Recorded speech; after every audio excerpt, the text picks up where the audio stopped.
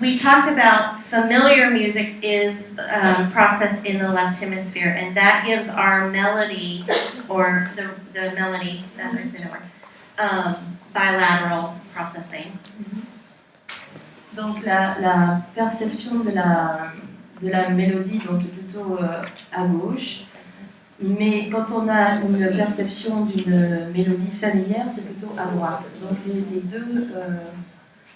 So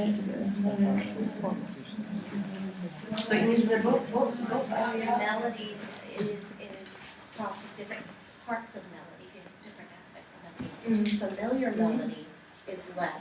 Familiar melody is left. Voilà. Working memory, like you're practicing the piano or practicing, is the right. Your working memory. Donc la perception de la mélodie fait agir de manière différente selon le type de mélodie que vous faites, l'hémisphère droit ou l'hémisphère gauche. Si c'est juste une mélodie que vous reconnaissez parce qu'elle vous est familière, vous reconnaissez une mélodie, c'est l'hémisphère gauche qui fonctionne.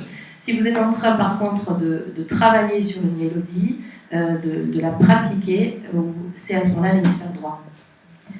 The emotion part of it is always evident and can be processed subcortically, so no limbic, it's very subcortical and based on your culture, things that are familiar to you. Donc le lien entre la perception musicale et l'émotion qu'elle peut susciter est quelque chose qui ne dépend pas, est inconscient, c'est-à-dire que ça dépend de votre culture, de votre environnement, mais ce sont des zones du cerveau qui sont stimulées même chez quelqu'un qui n'est pas conscient. And the area activated in your brain with pleasure, with food, with drugs, anything like that, musical chills can activate that same area. Your favorite music that you just love, that activates the same area, the pleasure area. Donc la perception de la musique, lorsque vous percevez une musique que vous aimez, qui vraiment vous procure une sensation de plaisir, va stimuler effectivement exactement les mêmes zones neurologiques que lorsque vous mangez votre plat préféré, que lorsque vous avez des sensations de plaisir multiples et variées.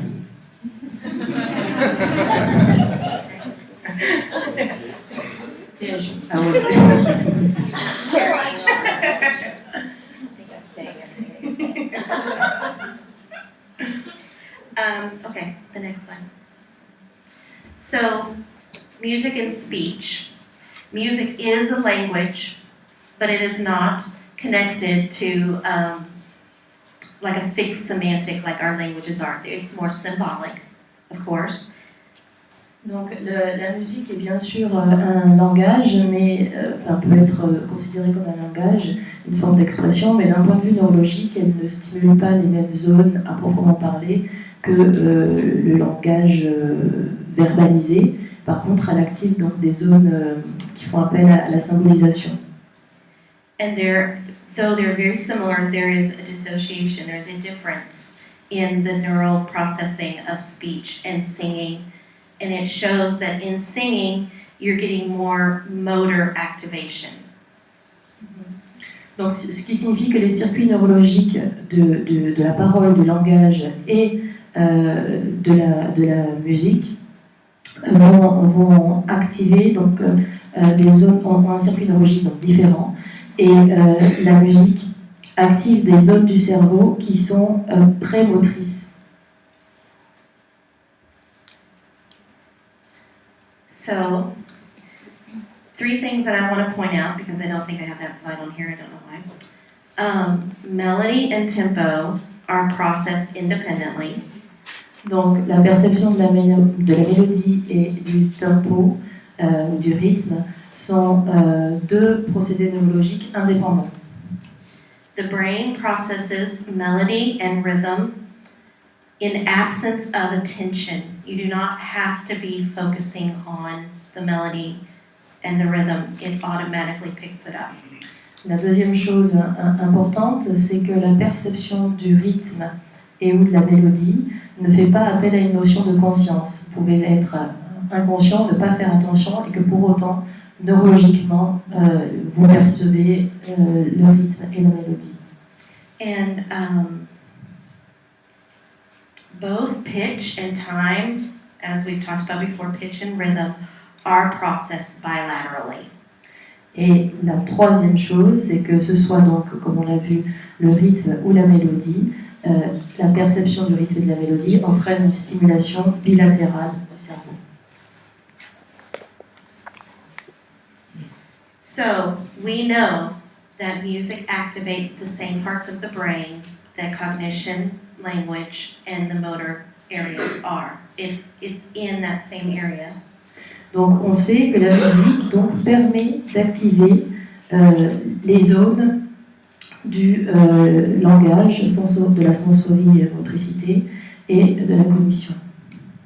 So our second key was that it is optimized, it is enhanced. Music enhances those areas. So Et la deuxième idée, c'est que par la musique, dans la mesure où elle stimule donc, ces mêmes zones du cerveau, du langage, de la cognition et de la sensorimotricité, la musique permet également donc, de stimuler ces zones-là de manière indirecte ou directe et donc de leur permettre un développement, une rééducation. And that is what our research now is proving. And just briefly, sorry. Et donc c'est pour cela que donc, nos recherches actuelles sont en train de prouver Is proving that the music has more of an effect. Donc c'est pour cela que donc, les recherches actuelles sont en train donc, de prouver l'effet beaucoup plus global finalement de la musique d'un point de vue neurologique. So what does that mean for our patients? That we're able to access these parts of the brain that may be injured and actually help them to compensate for the loss and facilitate the neuroplasticity. Donc ça signifie que pour les patients pris en charge donc, qui présentent des lésions cérébrales, par la musique, on arrive à stimuler ces zones-là, et pas simplement de les stimuler, mais également de favoriser la neuroplasticité de ces régions, et donc de compenser les troubles qu'ils présentent, ou éventuellement même, dans une certaine mesure, de réparer, ou de rééduquer. So Dr. Lim is going to talk to us more about the NMT stuff. Okay, so now we'll talk about briefly what is NMT, neurologic music therapy. The literature history is that the NMT was actually founded and established by Dr. Michael Cowd and his colleague at the Center for Biomedical Research in Music, Colorado State University. And this is a place that you get the NMT training. So there is information like a website about this site, so you can actually go and then connect with them and you can get the NMT training. Okay, but the need. I wasn't right. Sorry. So la NMT, so NMT, c'est donc neurologique musicothérapie, et donc qui a été fondée par le docteur Michael Tau et ses collègues donc à l'université du Colorado. Et c'est également là que vous pouvez, alors c'est détaillé dans la brochure ou également sur le site internet, mais c'est là que vous pouvez faire des stages, voilà, des séances d'entraînement. So, Dr. Cowd and his colleague recognize the need for music therapy's acceptance among the medical community. Et donc c'est le docteur Michael Tau et ses collègues qui ont permis donc la reconnaissance et l'intérêt de l'utilisation de la musicothérapie et la reconnaissance notamment médicale. And it's only achieved by scientific research and standardized technique based on scientific research, evidence-based practice. Et cela donc a été possible par donc, la réalisation de recherches scientifiques donc, basées sur des articles scientifiques qui a permis donc d'élaborer aussi les protocoles de evidence-based practice donc, pour assurer la bonne pratique. So, there are a couple foundational ideas about neurologic music therapy. Donc il y a plusieurs idées fondamentale dans la pratique de la musicothérapie neurologique. The study of the NMT is inherently linked to music's influence on brain's function. Donc le premier point, c'est ce qui a été développé précédemment, donc c'est la preuve de l'intérêt de la musique et de son influence sur les fonctions cérébrales et neurologiques. We perceive music On perçoit la musique and we produce non-musical function. et on perçoit la musique et on produit on stimule des fonctions non musicales, entre guillemets. So you perceive the music in your brain, but you actually get to speak or move or think differently or feel differently. Those are non-musical behaviors. Donc vous percevez de la musique et en percevant de la musique, vous activez des fonctions de langage, de cognition, de motricité, de sensation, de sensibilité qui ne sont pas musicales à proprement parler. So the theory foundation is from the one component of music, rhythm, but it's more your perception of the rhythm, you perceive the rhythm, but you actually produce it as a movement, motor movement. Donc par exemple, vous percevez un rythme et vous produisez un geste, donc vous activez une motricité. American student, you are my sunshine. They perceive the music, but sunshine, it is a speech. D'accord. Aussi la perception, par exemple dans cet exemple-là, la perception d'un début de mélodie, si vous arrêtez, a permis là de finir la chanson. Donc ce qui veut dire que vous percevez une mélodie et vous êtes capable d'anticiper sur ce qui va venir et donc de produire un langage, par exemple là, dans ce cas présent. Okay, so the definition of NMT is the therapeutic application of music to cognitive, sensory, and motor dysfunctions due to neurologic disease of the human nervous system. Donc la définition de la musicothérapie neurologique, c'est une application de la musique dans un but de thérapie pour des personnes donc, qui ont des lésions du système cérébral dans le cadre donc, de la rééducation fonctionnelle, donc sensitivo-motrice, cognitive et du langage. And NMT is a research-based system of standardized clinical techniques that you will learn Tuesday and Wednesday that provide a framework and structure based in scientific knowledge that explain the physiological, neurological, psychological basis of music therapy. Donc les protocoles de pratique clinique que vous allez donc découvrir demain en masterclass donc, sont basés sur donc, ces recherches scientifiques et qui permettent d'expliquer un fonctionnement physiologique, neurologique ou psychologique. Voilà, donc sont basés sur des connaissances scientifiques.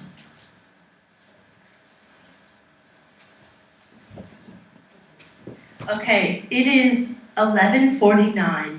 Do we need to be done by 12? Est-ce qu'on doit finir à midi c'est moins le cas. Est-ce qu'on doit finir à midi précis ou on peut... Or 12:30? Est-ce qu'on peut aller jusqu'à midi et demi? Midi et quart. 12:15. Okay, so because we have research, we need to have a model like the other therapies do so that we can communicate what we know about the brain.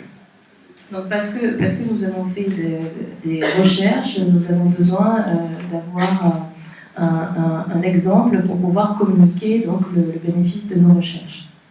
And it has to be based on the understanding that the processes involved in musical behavior can be translational into therapeutic concepts. And those can be developed. Donc les modèles, en fait, c'est les protocoles. Hein. Donc les protocoles de musicothérapie doivent être basés, donc encore une fois, sur la compréhension donc du comportement musical, de l'apport de la musique dans le cadre de la thérapie. Okay, so Dr. Taut's model is called the Rational Scientific Mediating Model. Donc le nom de ce protocole thérapeutique médical, donc c'est le Rational Scientific Mediating Model.